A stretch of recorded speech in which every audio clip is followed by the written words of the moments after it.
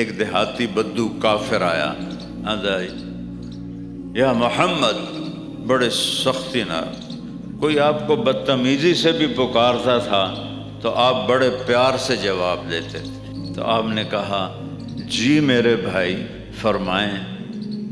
کہنے لگا تیری 3 باتیں ہماری سمجھ میں ہی نہیں آتی۔ تو آپ نے پوچھا کیا؟ تم کہتے ہو کہ ہم اپنے باپ دادے کا دین چھوڑ کے تیرا دین قبول کر لیں گے، کیوں؟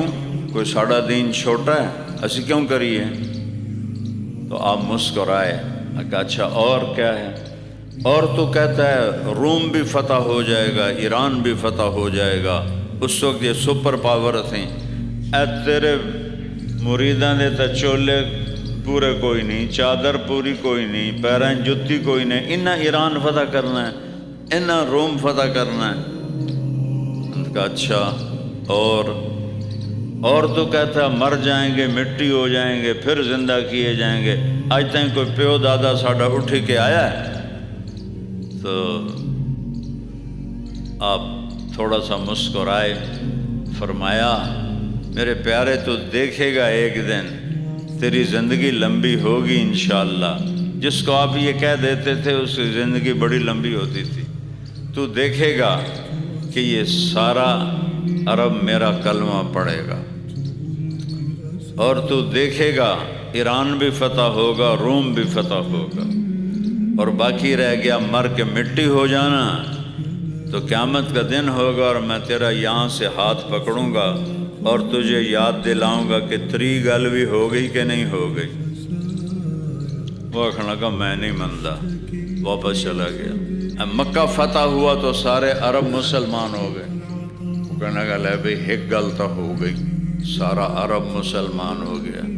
حضرت عمر کے زمانے میں روم بھی فتح ہو گیا، ایران بھی فتح ہو گیا۔ آکھن لگا اے 2 گل بھی ہو گئی۔ پھر اپنے آپ نو آکھن لگو کہ جائیں 3 نہ ہو جاوے تے چلتے جاتے کلمہ پڑھ لا، وہ نوے اگا لتر پمدے پہ میں۔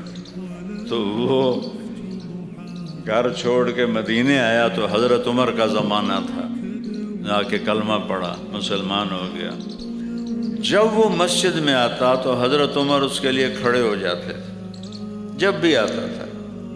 تو صحابہ کو حیرت ہوتی تھی کہ جٹ جا بندہ ہے، نہیں پر وہ حضرت عمر کیوں کھلو جاتے؟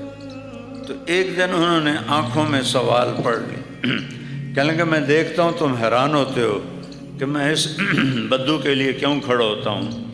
جس دن یہ میرے نبی کی محفل میں آیا تھا میں اس محفل میں موجود تھا، اور میرے نبی نے اس سے یہ بات کی، اور میرے نبی نے اس سے فرمایا تھا کہ قیامت کے دن تیرا ہاتھ پکڑ کے تجھے یاد دلاؤں گا کہ 3 گل ہوگی کہ نہیں، اور قیامت کے دن جس کا ہاتھ میرے نبی نے پکڑ لیا جنت میں پہنچانے سے پہلے کبھی نہیں چھوڑیں گے۔